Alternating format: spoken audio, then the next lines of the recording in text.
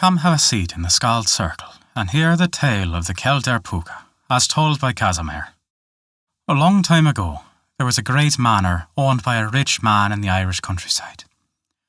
Now you see, the rich man didn't often go to his manor house because he preferred to live in Dublin, and even then he travelled out of the country more often than not.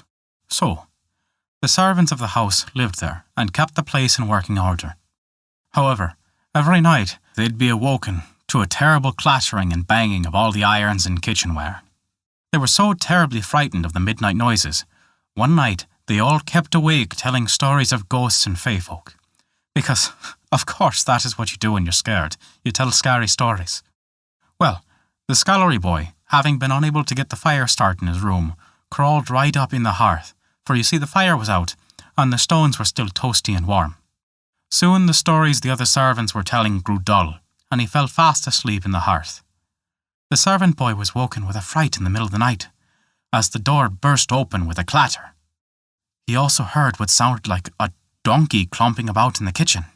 And can you imagine the lad's fright when he looked out of the hearth and he saw an honest-to-God donkey sitting on a stool before the hearth? The donkey said, and yes, it was a talking donkey, "I may as well begin first as last." The boy's teeth clattered, fearing the talking donkey meant to eat him. The donkey, which was actually a pooka, though I'm sure you all knew that by now. Anyway, he began to stir up the fire. Then, he brought in a big cauldron and filled it with water. He then reached into the hearth with his hand, or foot I should say, and pulled the boy out of the fire. The boy let out a terrible scream in fright at being grabbed. The pooka gave him a bored look though, showing how little he cared. He set the boy down, and then he himself laid down in front of the fire until the water began to boil.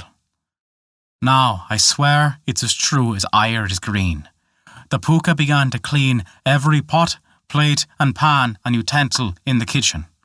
The pooka finished cleaning, leaned down at the boy and gave him a big old smile, then walked out, making sure to loudly shut the door behind him. The boy, of course, ran and told all the servants what happened. They all wondered why there was a pooka doing all their chores, and sure enough, that same servant boy got the idea of staying up again to ask the pooka that very same question. And so he did. He stayed up in the kitchen, and he walked right up to the pooka and said, "Hello, sir.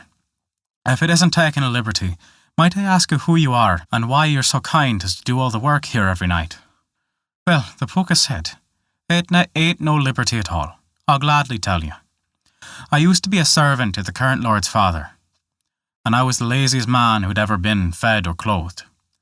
When it was my time to pass to the other world, my punishment was to do all the labour in this house every night and spend the days out in the cold. It isn't so bad in the finer weather, but in the winter, well, if only you knew what it's like to spend your day huddled down facing a storm from midnight to sunrise."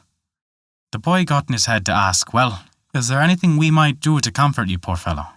We'd be truly ungrateful folk if we didn't." The pooka thought and then said, "Now that you mention it, a good quilted frise quote would certainly take a bite out of the colder days."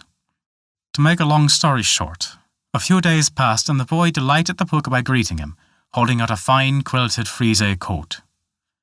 The pooka quickly put it on and marvelled how good it looked on him.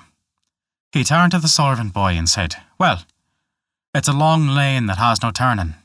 I'm much obliged to you and your fellow servants. You've made me happy at last. Good night to you." And so he started walking out. When the servant boy cried out, "Hey, you're sure you're not going too soon? What about the washing and the sweeping?" "Ah, yes," the pooka said. "Tell the other servants it's their turn to do the work. My punishment was to last until I was thought worthy enough to earn a reward for my work. You'll see me no more." And no more did they see him. They were very sorry for having been in such a hurry to reward the helpful pooka. And that is this tale of the Kildare Pooka. Thank you for hearing our tale. If you enjoyed it, please take a look at our Patreon page and learn how you can earn great rewards while also supporting us. Once again, thank you for listening to our story.